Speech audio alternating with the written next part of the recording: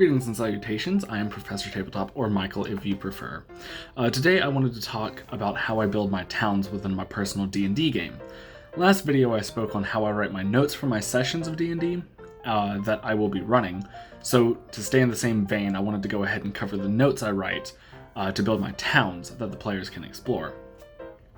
I'll be discussing how I write different size locations such as hamlets, to villages, to towns, to cities. I'll go over where to place towns, figure out why a town was placed there, what the S.P.E.R.M principle is, that I'll learn from Monarch's Factory, which the link for her is going to be in the description, the different types of businesses I would put in the location, how many of each businesses I would place within, what the population of the location could be, and how I write NPCs for the town, or hamlet, or village, or whatever. Without further ado, let's hop into it. So starting off, we will go through a bit of the basics and talk about the different types of locations you could make. So most of the time, you can break down a location into a number of different categories. The categories are all a part of a settlement hierarchy. This hierarchy represents the idea that as the size of the settlement, population, and services grow, the number of those settlements will go down. For instance, at the top of the hierarchy, you would have a primate city or the capital city, while at the bottom you would have isolated houses and farms that stand alone outside of any larger community. They may still be a part of the government or the kingdom or what have you, but they are not a part of a group of houses that would make up a sizable portion of any type of settlement, such as where villages and even hamlets would come into place. Now for this video I won't be talking about isolated homes, but I will speak on hamlets, villages, towns, small and large, cities and conurbations, small and large, in the primate city or capital. You could also technically have a dungeon or ruin be another type of location, but this video is all about your classics, so I'll go over those in another video. At the bottom we have hamlets. Being at the bottom of the hierarchy, these locations are going to be the most plentiful, but will be the least populated, provide fewer services, and all around be smaller in size. For these reasons, if you wish to make a few notes on a hamlet, instead of having notes on the blacksmith, alchemist, or even noble leaders within town, it may make more sense to write your notes making certain people, or marking certain people, as being able to perform certain tasks. So, while there may be no official blacksmith, there may be someone within the hamlet who can perform basic blacksmithing tasks. You could even double up on the jobs people have within a hamlet. For example, the blacksmith may also be the farrier, someone who maintains the hoof care of horses. He would be the person who makes the horseshoes and the one who puts them on. Being a hamlet, there also probably wouldn't be any nobles here, but there could be a collective opinion about town on who the town leader is.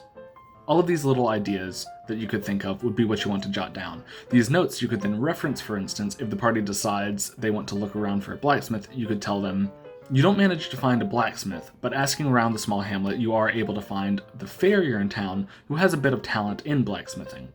He should be able to perform simple blacksmithing jobs for you. So jotting down a few simple jobs the common folk may take up, such as blacksmithing, herbalism, a farrier, farmer, and maybe even having a small shrine or temple in town, would really be all a hamlet needs. Then it's just a matter of placing a citizen to these jobs instead of making them businesses with names and all of that. And that's how I would write a hamlet. The next in the hierarchy are villages, which is where you begin to see a handful of true services for those who pass through. In a village, many times their responsibility is to the larger kingdom or government they are a part of. Because a village is a vital role to the kingdom, there are going to be roads from them that directly lead to towns or cities. A village may even find itself on the main road as a simple stopping place for travelers, caravans, or the occasional intrepid adventurer. For these reasons of having more needs to fulfill within the community, more services will be available. An inn should be found here, an actual blacksmith, a full stable, a general store that carries simple but valuable supplies, maybe even a hermited wizard could have settled down here, making his new home where he grew up before. Villages are where I would actually begin to start making my usual notes for said locations. However, because a village is still rather small, they won't have all the services you'd see in a city, or even a town for that matter. For a village, I would stick to making only one of the core services such as an inn, a blacksmith, a general store, herbalist, stable, a shrine, or a small temple. perhaps a smaller courier stand, and maybe even an alchemist. Of course, if your village has a rivalry between two families that both own an inn or tavern and they compete for prices and services, then by all means, throw in another inn or tavern. Now, when I say village, I mean one that is linked within the government ruling, whether that's a king, council, or governor, or what have you. But for a village of tribal individuals who govern themselves outside of the ruling of the politics of the land, then I would treat that more as a hamlet, at least in services. In addition, with a village such as this, it may be a fun role-playing experience to have the village not accept any type of formal currency, and instead deal only in trade or services. Going up another step, in the hierarchy are towns. Towns being the biggest settlement before full cities. Will have a modest population, a good amount of services, perhaps even a couple similar ones, and its overall size will be, of course, larger. Here I would begin to add things such as nobles who reside within the town, a few smaller guilds that reference the resources the town provides, such as a woodcutters guild for a town that produces a lot of lumber. And I would begin to implement a few sizable temples to a few of the major deities within the world, or at least the ones that would be most worshipped there. And just as with many things, the more things you have, the harder it is to protect it all. So for that reason, towns are where I would begin to enforce a presence of uniformed guards and the construction of a wall around the settlement for protection. In villages and hamlets, you may find personal militias or something akin to a civilian guard that take up arms when absolutely necessary. Additionally, where there is order, there is always going to be something that goes against it. For this, I may even wish to implement a thieves guild or some underground organization within certain towns within the world. Cities are only a rung down from the capital city. So here you'll find a large settlement filled with all types of services and an equally large population. Within a city, I would feel free to place just about any service as long as it makes sense for it to be there. So while taverns, blacksmiths, and general stores would be an obvious fit here, I would also begin to implement banks, large courier home bases, libraries, magic shops, a skyport should it be relevant, major temples, a large town hall, and large prestigious temples. Of course, when I sat down to write up the city, I would start with the most useful things, blacksmiths, general stores, taverns. And I would only worry about, say, a bank if I thought it was relevant for the story or I thought the party may end up visiting said bank. Here within a city, I would figure there would be plenty of resources to be had, meaning not only would there be many different services within the settlement, but the quality of the services would be close to the best the party could find. Also, depending on how magical the world is, I may say magic shops can only be found within the larger cities or even only the capital. This would be due to magic items costing a lot more, and in large settlements, there would be more opportunities for said magic items to be sold, being sold to either common adventurers or the military of the capital or city. When it comes to capitals, they will more than likely be the largest locations found within the specific state, kingdom, or controlled land.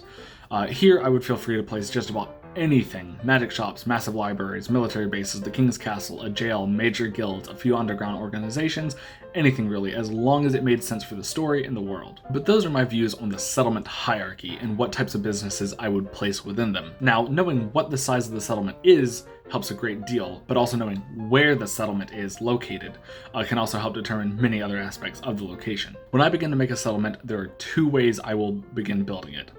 I will either have an idea for a settlement and then find a place for it in my world, or I will pick a location in my world and then build the settlement from that. This is a great tool for determining who is in the settlement, what the settlement services may look like, and even how big the settlement is. For instance, if I decide to make a port town, it's easy to picture a large dockside market where nets, fishing poles, and bait are sold. I would more than likely add a guild for shipwrights and sailmakers, better establish and make up ship names, who the captains to those ships were, and maybe even add a few important crew members to those ships. Being a port-side settlement, it probably ships out and receives a large amount of resources, people passing through, and for that reason, has a fair amount of services to offer. With that knowledge, if I look back to the settlement hierarchy, I would easily pin this as a large town or a city. Or it could even be the capital. Just by knowing where the settlement is can bring about a lot of ideas as to what is within the settlement. Taking the same example of a portside settlement, since it is by the sea and is probably a bigger settlement such as a large town, city, or even the capital, I would feel free to add many different services within the town. Many of the services I would place within said town would be based on its seaside presence. So the Shipwrights and Sailmakers Guild is an easy choice for a guild, as well as a guild for wood carvers, carpenters, and cartographers. There may be more guilds than just these, but these would probably be the biggest and most prestigious due to its location. It would also be a good idea to make some passenger ships that, for a fee, would transport citizens or the party to different locations accessible from said sea. Digging even deeper, maybe one of the ships at port is a disguised pirate ship that terrorizes cargo ships from time to time. This adds to the underground of the settlement and could bring about a fun quest for the players to explore. The services of a settlement should make sense for its surroundings. There would be very little reason for a shipwright and sailmakers guild in the middle of a forest, but a brewer's guild that uses the local flora in its distilling process could be pretty interesting. I made a document that lists a number of my go-to services that I will usually place within a location. I'll scan through the document and pick out the services I think would most likely be found within the settlement in question and copy them into the document I'm writing for it. A link to that document can be found in the description. The population of a settlement could also determine heavily by where its settlement is located. Keeping with the port city idea, I could easily see that due to the large size of the city and having ships that bring in all types of resources and people, the port town probably has a fairly diverse population. Just by being a larger settlement would mean a more diverse population. Adding the fact that it is a port city with civilian ships transporting people from port to port, that would only add to how diverse the population would be. Since this is a direct service that relocates people, and adventurers and even refugees come in all shapes and sizes, the population in the port city would be very diverse. Matthew Colville also spoke on writing and population for your settlements, and I found that video very helpful, so I'll put that link in the description. However, to quickly summarize, what he spoke on was the fact that in many published adventures that speak on population sizes, you'll see that they list the population in percentages. Matthew Colville expressed how he thought of a more effective way to go about this, which is to break down the population into categories rather than percentages. And the categories would be dominant, minority, enclave, group, individual, and singular. Each group can be thought of as a tier representing an amount of a certain race or races. Anything in a lower tier represents a race that is in a lesser amount than those in the higher tiers. So races placed in the dominant tier will outnumber those in the minority tier. And of course, those in the singular tier represent only one instance of a race in the settlement, such as there only being one goblin citizen in the whole town, for example. Another big question to ask that helps me determine the backstory and meaning of a settlement is to ask what its purpose is. It's easy to create a settlement, but determining what its purpose is, or was, can inspire a number of good ideas. For instance, in my world of Jedemire, I have a large city in the center of a forest. This forest is the only source of good quality lumber. In other locations, it's mainly thin, sparse tree coverage or bamboo forests. So this forest city's purpose is to be the largest and main supplier of lumber for the empire. A number of popular herbs and spices are also found within the forest that serve as major exports. If we continue to stick with our port city example, if we establish that it is the capital of the kingdom, then it's easy to say that one of the city's purposes is to be the home of the king of the land. Due to it being a port city, it could also have the purpose of being a main trading port for not only exporting but also importing goods. If we determined that this port city was a smaller town instead, we could still claim that it is a central point for the export and import of goods. Perhaps the smaller town stands as one of the only few port-side towns that exports and imports goods to and from a small neighboring island. Based on the location of the settlement, it's easy to determine its purpose. Is it a port? Then it may deal heavily with imports and exports. Is it near or within a mountain range? Then it may be a large supplier of precious metals and gems.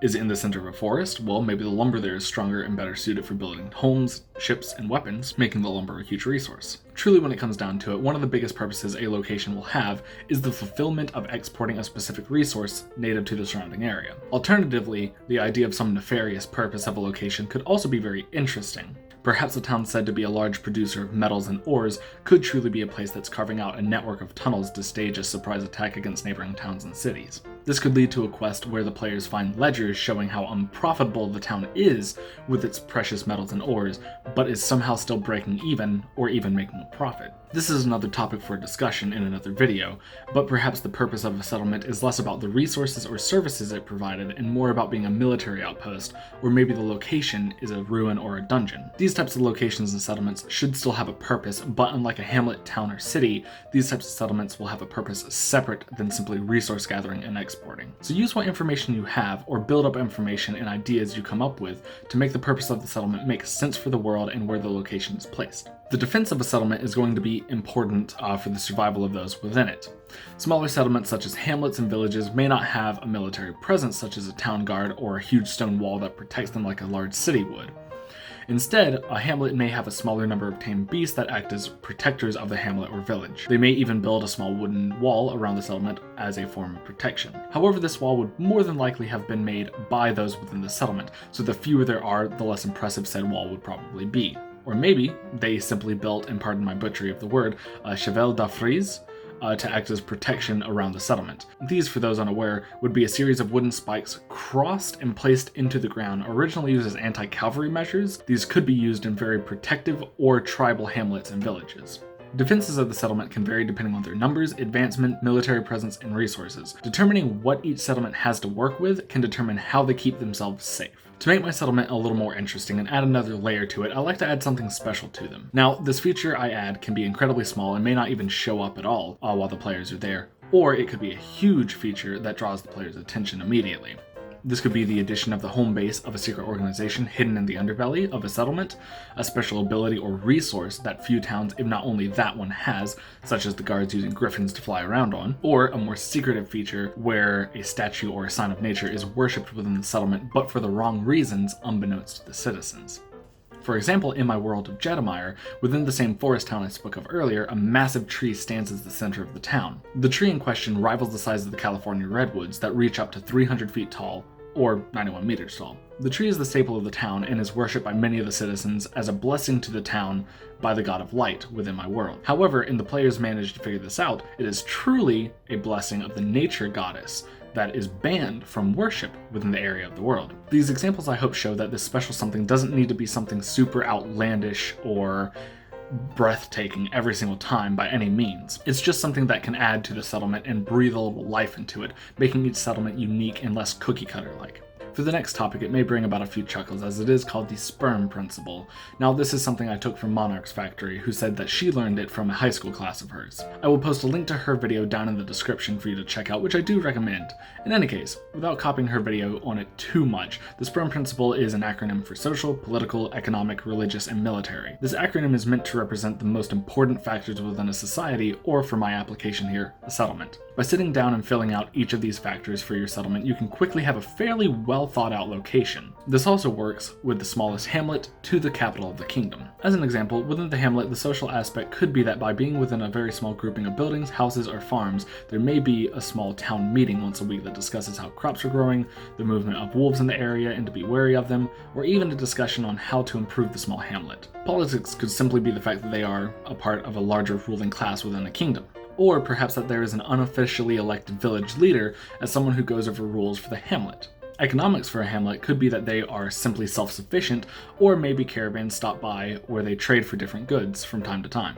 Religion may be represented by the hamlet having a small shrine to a deity of harvest that's worshipped by the townsfolk. Military within a hamlet could be that a number of citizens are hunters that mainly hunt for food for the hamlet, using bows and blades. However, they could use those same tools to protect themselves from other threats as well. Now, going up the hierarchy to the capital city, the S.P.E.R.M principle will work a little easier here, as there are many things to choose for each category. For an example, for a capital city, the social could be guilds, taverns, or open markets. Politics could be the ruling class of the city, whether that's a king, council, or president. Economics could be the taxes collected from the businesses. Religion could be from a number of different temples devoted to a number of different gods. The military could be the town guard or a larger army present within the town, used for the defense of the kingdom or state. With the examples filling in the gaps between what a village and town could hold shouldn't be too difficult.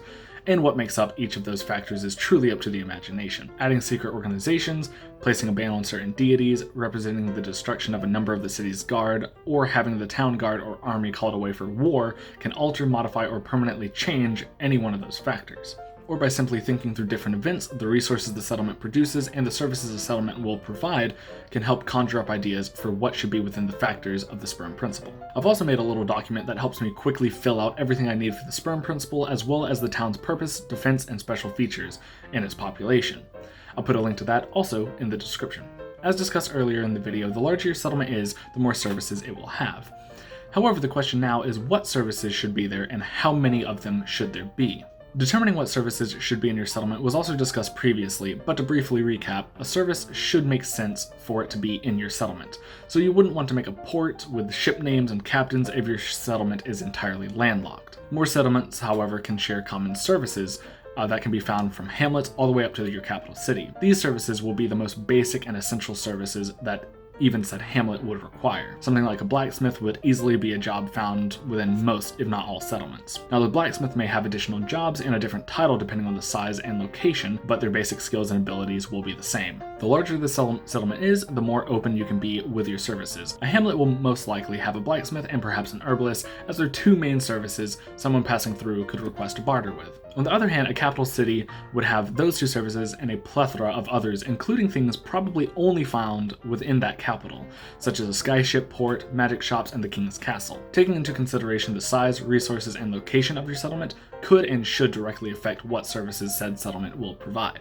Now, the question at hand is how many of each service should you make? For me personally, I tend to make only one of each service, so that would be one blacksmith, herbalist, general store, etc. When it comes to something like a guild, however, I'll make 1 to probably 3 depending on the size of the settlement and the relevance of that guild. Going way back to the port city example, you could easily have a shipwright and sailmaker guild, a carpenter guild, and a cartographer guild, and that would all make sense for them to be in that city. However, this tends to be dependent on the party, I believe. So if your party is always on the lookout for the cheapest tavern around, then go ahead and make 2 taverns and give one a lower price. Or if you want to make a point of 2 rival jewelers who compete in pricing, quality, and inventory, then go for it. Another fun idea may be that magic shops aren't allowed in that city to sell all types of magic items, so they have to specialize in a certain inventory they sell. Alternatively, a couple of magic shops could have a partnership with one another, where one sells wands, wondrous items, and scrolls, while the other has to sell armor, weapons, and potions. Really, it all comes down to personal preference and what the party dynamic is that you're running for.